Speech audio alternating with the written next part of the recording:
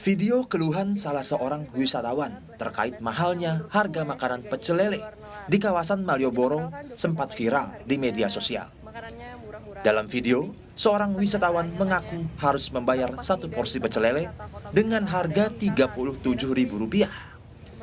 Rinciannya, Rp20.000 untuk harga satu ekor lele, Rp7.000 untuk seporsi nasi putih, dan Rp10.000 untuk satu paket lalapan. Padahal normalnya, harga satu porsi pecel lele di Yogyakarta hanya berkisar Rp15.000 saja. Itu pun sudah komplit dengan nasi dan lalapan. Gubernur Daerah Istimewa Yogyakarta, Sri Sultan Hamengkubuwono ke-10, angkat bicara soal video viral pecel lele yang disebut mahal di kawasan wisata Malioboro. Menurut Sri Sultan, lebih baik para pedagang mengambil untung secukupnya dari makanan yang dijual, sehingga pelanggan mau datang kembali. Memasang harga tinggi justru akan merugikan diri sendiri serta para pedagang lainnya. Ya mungkin dia kesempatan ya nutuk maunya untung besar gitu. Ini gurung karuan terus payu meneh gitu. Nah, ya kan, lebih baik kalau saya itu orang jualan itu untung secukupnya, ya kan. Tapi punya tambah pelanggan, bukan nutuk untung besar tapi sesok ora ono sing mangan meneh, kan gitu. Wakil Wali Kota Yogyakarta, Heru Purwadi, berjanji akan menindak para pemilik warung atau pemilik usaha yang memberikan harga tinggi di luar batas kewajaran, dengan sanksi mencabut izin usahanya. Dimanapun di kota Yogyakarta tidak boleh ada penarikan tarif atau pembayaran yang melebihi harga normal atau istilahnya nutuk para wisatawan. Kita sudah sampaikan kalau sampai ada yang ketahuan nutuk akan kita cabut izinnya, kita tutup untuk selamanya dan menjadi blacklist di pemerintah kota. Artinya dia tidak akan bisa lagi melakukan aktivitas ekonomi. Sementara, Paguyuban Pedagang Kaki Lima Malioboro menegaskan warung yang memberi harga mahal bukanlah anggotanya. Warung tersebut berada di seputar Jalan Perwakilan dan bukan di jalan utama Malioboro. Oleh pemerintah kota Yogyakarta, Jalan Perwakilan dikelompokkan sebagai kawasan sirip Malioboro karena lokasinya yang terhubung langsung dengan jalan utama Malioboro. Kita juga sangat dirugikan ya sebagai pedagang, merasakan seperti terpukul gitu loh. Karena bukan dari pedagang lecehan Malioboro tetapi dari Jalan Perwakilan. Usai viralnya harga pecel lele, harga parkir di kawasan Malioboro yang juga dianggap mahal ikut jadi perbincangan warganet. Salah seorang warga Jogja mengaku dipaksa membayar Rp20.000 untuk satu mobil. Dalam unggahan yang ditampilkan di akun Facebooknya, warga mempertanyakan tarif parkir di Jalan Ahmad Dahlan yang biasanya Rp5.000 melonjak menjadi Rp20.000. Wakil Wali Kota Yogyakarta, Heru Purwadi, menyebut parkir tersebut merupakan parkir liar dan tidak berizin, dan saat ini pelaku telah diproses hukum. Kasus dilimpahkan ke Polresta Yogyakarta, sebab setelah semalam berhasil kita temukan orang yang menarik besaran parkir di luar aturan perda ternyata tidak berizin dan tidak punya legalitas untuk menarik pungutan apapun, maka masuk kategori pungli, ujarnya pada Selasa lalu.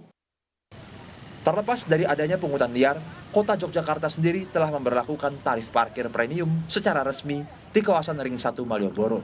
Ruas jalan yang ditetapkan sebagai kawasan 1 meliputi Jalan Urip Sumoharjo, Jalan Profesor Yohanes, sirip-sirip Jalan Malioboro, Jalan Margo Utomo, atau Jalan Mangkubumi. Tarif dasar parkir di kawasan 1 Malioboro adalah Rp5.000 pada 2 jam pertama dan berlaku progresif di setiap jam berikutnya dengan ketentuan maksimal sampai 5 kali lipat atau Rp25.000.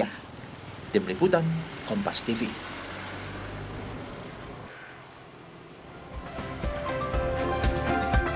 Saudara, objek wisata merupakan salah satu roda penggerak ekonomi suatu daerah karena tidak jarang harga premium pun jamak diterapkan di kawasan wisata yang banyak peminatnya. Namun, sampai sejauh manakah harga premium tersebut bisa diterapkan hingga tidak melanggar hak konsumen? Lalu bagaimana pengawasan serta apa sanksi yang bisa diberikan kepada para pedagang ataupun pemilik usaha yang melanggar? Nah, kita akan bahas bersama dengan narasumber kita pada pagi hari ini. Ada Wakil Wali Kota Yogyakarta, Heru Purwadi. Selamat pagi, Pak Heru. Ya, selamat pagi, Mbak Kris. Sehat, Pak Heru? Alhamdulillah sehat. Alhamdulillah sehat. Kemudian ada juga Ketua Pengurus Harian YLKI, Pak Tulus Abadi. Selamat pagi, Pak Tulus. Apa kabar, Pak? Ya, selamat pagi, Mbak Edis. Baik, Alhamdulillah. Alhamdulillah. Selamat pagi, Pak Wali Kota. Ya, siap Mas Tulus. Ya, satu lagi ada juga narasumber kita pada pagi hari ini, Direktur Center of Economic and Law Studies, ada Bima Yudhistira. Selamat pagi, Mas Bima. Selamat pagi, selamat Sehat, pagi, Mas Pak Bima? Wali Kota. Pak Tulus, Mbak. Selamat pagi, sehat semua. Oke. Saya mau ke Wakil Wali Kota dulu, Pak Heru. Ini sejauh ini sudah bagaimana prosesnya, Pak? Para pedagang yang kemarin sempat viral ini menaikkan harga kuliner, khususnya pecel lele begitu yang sempat viral di media sosial. Bagaimana prosesnya hingga hari ini, Pak? Kalau yang pecel lele itu sekarang sudah kita sanksi. Karena dia tidak di PKL, tapi dia di pertokoan. Dan baru take over tokonya itu yang dijadikan lesehan di dalam toko, itu baru 2 bulan. Nah, terus kemudian kita sanksi karena perizinannya itu kan lewat OSS dari pusat. Jadi tidak bisa kita hentikan dari pemerintah Kota Yogyakarta. Jadi kita sanksi saja itu.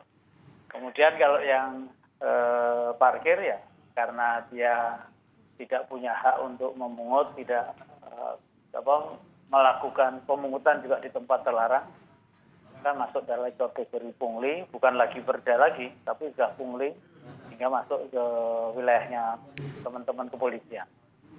Yang kemarin pecel lele itu, Pak, kan sanksinya salah satunya adalah ditutup 3 hari ya. Berarti hari ini sudah mulai buka kembali? 6 hari. Oh, 6 hari. Berarti sampai sekarang masih ditutup ya, Pak?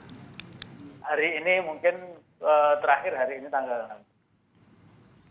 Oke, tanggal 6. Lalu apakah ada temuan praktis jenis serupa, Pak? Setelah kemarin ditemukan sempat viral juga, ada yang seperti ini lagi nggak penjual-penjual kuliner? Kalau sebenarnya kalau di kawasan Malioboro itu sebenarnya sudah tidak ada lagi, karena sebenarnya seminggu sebelum Lebaran itu kami sudah ketemu dengan mereka semua dan kemudian juga meminta list daftarnya semua. Dan kemudian komunitas sendiri juga mengkoordinasikan untuk tidak ada harga-harga yang di luar kewajaran. Jadi kalau itu sudah normal dan biasa sebenarnya kita lakukan. Cuma ini kebetulan baru take over 2 bulan dan berada di luar wilayah dan ini ya, tiba-tiba melakukan ini, dan cara menjual yang kita salahkan adalah cara menjualnya yang menjebak. Pecel lele, tapi yang datang cuma lele gorengnya. Terus kemudian ada tambah lagi nasi, ada harganya lagi, lalapan ada yang itu yang tidak boleh dimanapun kalau itu. Oke, berarti kemarin setelah diberikan sanksi, kemudian hari ini kembali dibuka, apakah ada peraturan untuk menurunkan harganya lagi dan bagaimana kemudian pengawasannya terhadap pedagang-pedagang lainnya, Pak? Kalau harga kami tidak mencampuri. Tetapi yang penting setiap warung harus mencantumkan harga. Entah lelenya lele seperti apa, mau dijual 15 atau 20, kami sebenarnya tidak begitu. Cuma teman-teman komunitas itu biasanya yang kemudian mengatur kenapa terlalu mahal dan segala macam, itu yang mengatur komunitas. Karena range harganya kita serahkan pada mekanisme pasar kalau itu. Hanya kita melindungi supaya tidak di luar kewajaran. Tapi setelah kemarin viral ini, Pak, sempat heboh juga di sosial media, ada dampaknya nggak sih, Pak, terkait dengan jumlah kunjungan dan juga wisatawan yang datang ke kawasan Malioboro khususnya? Kalau kedatangan saya kira tidak, cuma memang kita ini sebagai pengelola destinasi wisata ya mau tidak mau kan harus membereskan sesuatu yang tidak nyaman bagi para wisatawan.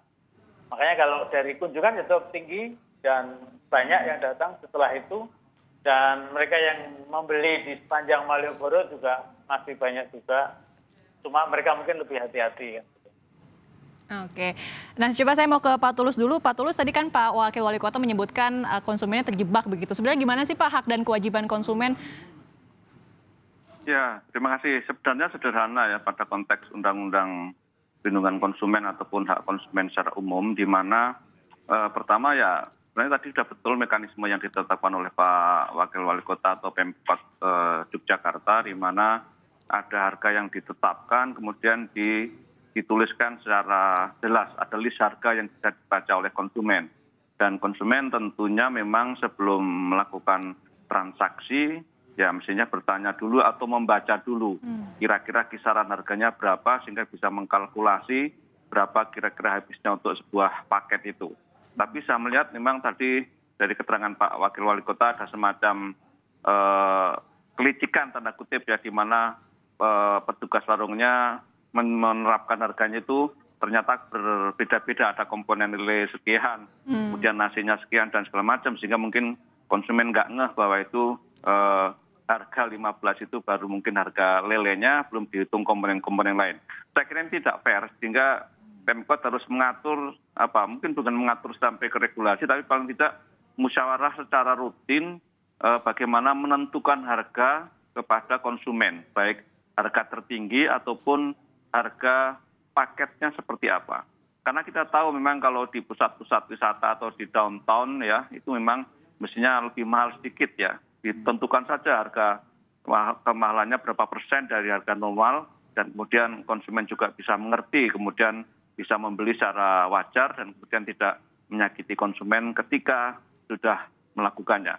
Saya sendiri sekali-sekali makan di Malioboro juga saya cermati betul, karena saya juga punya kekhawatiran ya, nanti harganya kalau bahasa Pak Wakil Wali Kota atau bahasa Jawanya nutuk gitu ya, jangan sampai kita sudah makan kemudian ketutuk harga yang tinggi. Nah ini di satu sisi memang ada hak atas informasi, jadi konsumen harus membaca lebih cermat, dan pedagang juga jangan berbuat licik di dalam memberikan informasi harganya. Harus ada transparansi di sini, dan ketiga saya kira Pemkot harus secara reguler melakukan musyawarah ya, sehingga Malioboro sebagai ikon wisata di Jogja tidak dicederai oleh hal-hal yang remeh-temeh. Ini kan sebenarnya sudah sering terjadi ya, beberapa kali kejadian ini menimpa konsumen dengan info-info yang, karena kita harus sadari bahwa saat ini medsos menjadi raja ya, kalau kemudian ada hal yang sangat merugikan konsumen tanpa konfirmasi sekalipun,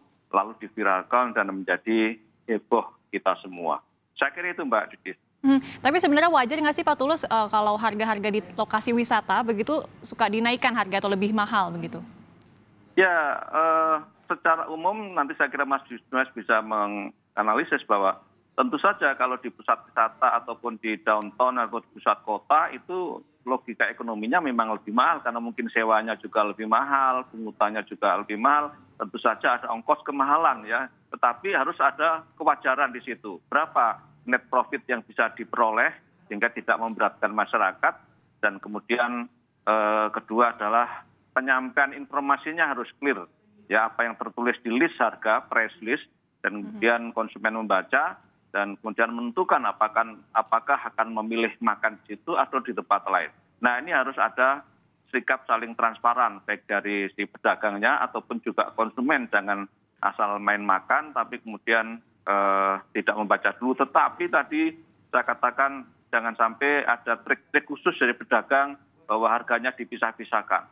Ya saya pun pernah mengalami di satu tempat wisata, saya beli bakso ternyata yang dihargai hanya baksonya. Belum mie-nya belum dihitung dan segala macam. Ketika saya hitung kok ini mahal sekali. Ya karena tadi kan saya tanya, Bapak mau bakso atau bagaimana? Ternyata komponen mie-nya belum dihitung. Nah ini nggak fair saya kira. Harus satu paket lah.